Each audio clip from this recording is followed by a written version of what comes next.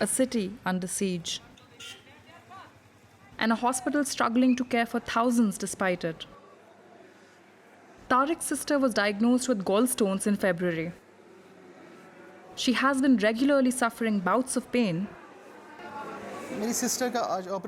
My sister is supposed to have surgery. They had told us to come today. When we came here today, the doctor told us that the operation theatres are closed. Only emergency surgeries will be conducted. Tariq has been asked to return in 2 weeks to check for a date.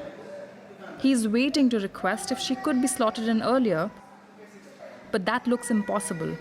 There are crowds of patients here waiting in the hospital corridors to schedule elective surgeries. Doctors here have told us off camera that they cannot schedule these surgeries because certain theatres are on standby for any emergencies that might crop up because of the tense situation on the ground.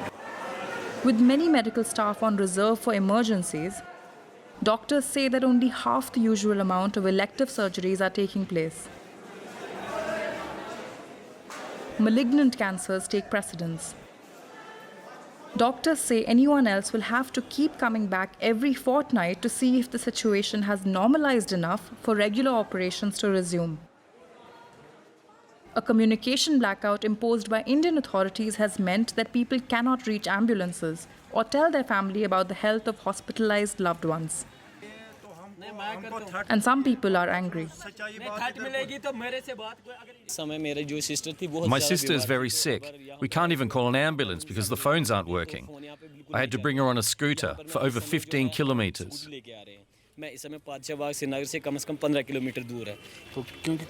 There are no communication channels. Mobile services are down. Everything's cut off. My brother had an accident and some kind people came to our home 25 kilometers away to tell us. That's how we found out. Hassan was riding his motorbike through his hometown in South Kashmir, a heavily restricted area, to buy medicines for his uncle. He had an accident. Passers-by found him barely conscious and brought him to the hospital. The ID card in his pocket helped them identify where his family is. Communication has been totally barren. How could have my family known if our son is dead or alive? No nation in the world, no civilized nation in the world, no civilized people of the world will allow these type of restrictions. Hassan has been put under observation for internal bleeding. He says his pain is not only physical.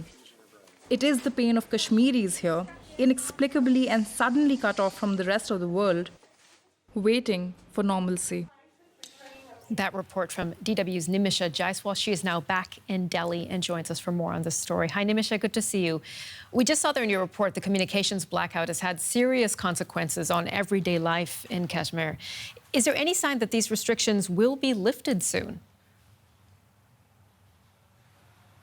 Well, Sumi, just yesterday, while we were on our way out of the Kashmir Valley, we heard from local administration that phone lines will be restored by yesterday evening, is what was being reported. Of course, verifying this would take more time.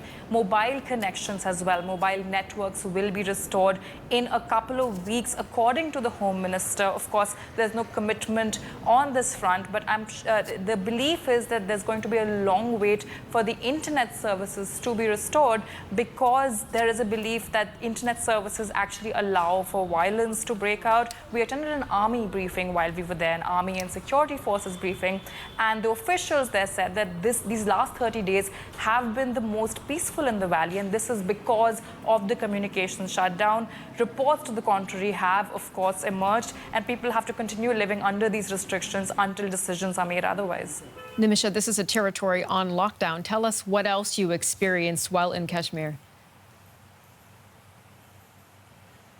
Well, Sumi, apart from the communications blackout, there are also curbs on movement. Now, of course, a heavily militarized area like Kashmir has always seen the presence of security forces on the ground, but thousands more were mobilized to the region a month ago when the special status was taken away from the region, and the curbs are imposed pretty much arbitrarily. When you're actually trying to get around, security forces can decide to shut down an area, which actually leads to more rumors circulating because there's no news, there's no way to verify what exactly is happening. You can't look something up on the internet. You can't even make a call to find out what exactly is happening in a certain area. So these restrictions, and of course there are curbs on press freedom as well, because all the press in the valley have to go to one media facilitation center. There are 4 or 5 systems there, one internet connection, and also there are restrictions on what you can and cannot film. We were often stopped from filming in certain areas by the security forces.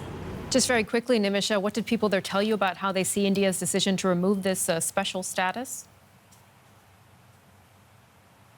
Well, so many people on the ground are definitely angry. They're also scared to be speaking to the media because they fear repercussions, but they feel like they should have been involved in this decision, and they resent the fact that this decision was taken unilaterally. They're also frustrated by the communication shutdown and want more autonomy. They want to be heard by the Indian government, and they want actually for the special status to be reinstated, but this, of course, would be a long shot.